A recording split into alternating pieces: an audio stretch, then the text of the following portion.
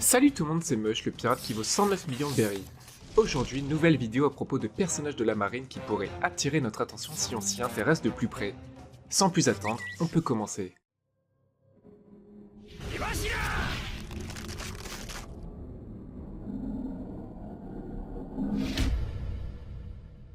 Tout d'abord, je vais vous parler de Shu.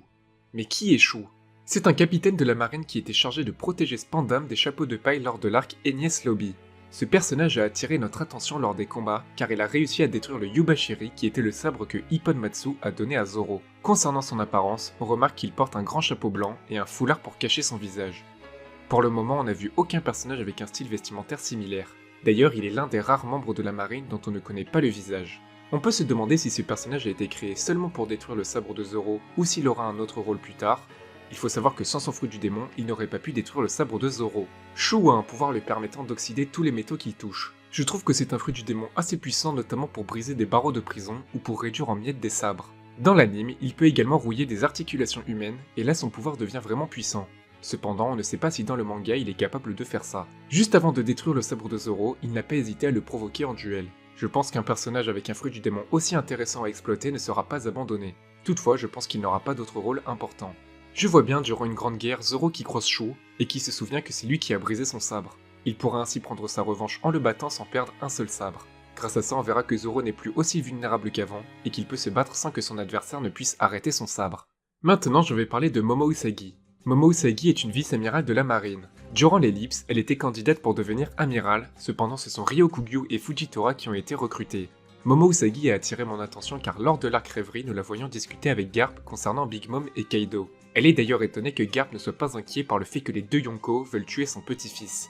Est-ce que ce personnage aura une importance plus tard dans l'histoire? Il faut savoir que Tsuru considère Momo Usagi comme sa petite sœur, et je pense que ce n'est pas pour rien. C'est pour faire allusion à la prochaine ère de la marine. Les anciens se font de plus en plus vieux, et il arrivera un jour où ils devront être remplacés. Donc je vois cela un peu comme Garp qui entraîne Kobe car il aura dans le futur une place importante dans la marine.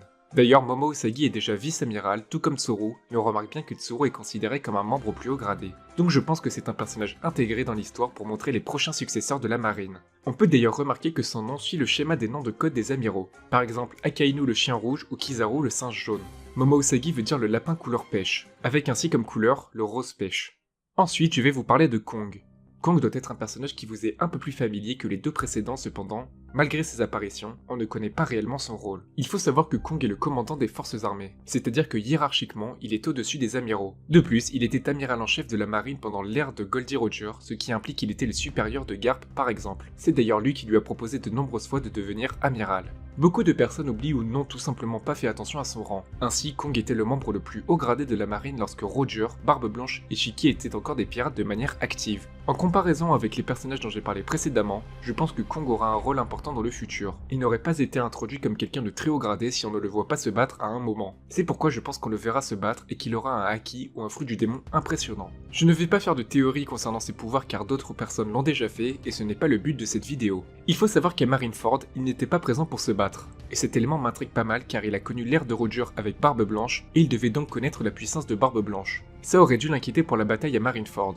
Et par conséquent, je pense que la prochaine grande guerre sera comme Marineford mais en plus intense, et ainsi les plus grandes forces seront utilisées, et donc on pourra voir Kong se battre. Enfin, le dernier personnage dont je vais parler est Ina. Ina est une contre-amirale de la marine. En faisant des recherches à propos de ce personnage, ça m'a donné une idée à propos d'une théorie. En effet, Ina est aussi surnommée Ina la Cage Noire. Ce surnom lui est donné car elle a un fruit du démon donnant la capacité de créer des barreaux de prison ou des anneaux en acier pour enfermer ses adversaires. C'est vraiment un pouvoir intéressant pour la marine. Elle est aussi une combattante redoutable car elle a battu Bon Clé en 1 contre 1. La théorie à laquelle j'ai pensé est liée à cette image. Sur cette image, nous voyons Ina enfant et à côté d'elle, il y a des oiseaux en cage. Je pense que les fruits du démon sont donnés en fonction des caractéristiques physiques et psychologiques. J'ai donc cherché pour d'autres personnages et cela se confirme bien. Par exemple, et si Smoker avait obtenu son fruit du démon car il fume sans cesse tout simplement. Un autre exemple, Akainu qui avait déjà l'air d'être quelqu'un de sanguinaire avec le sang chaud, aurait permis qu'on lui donne le fruit du magma.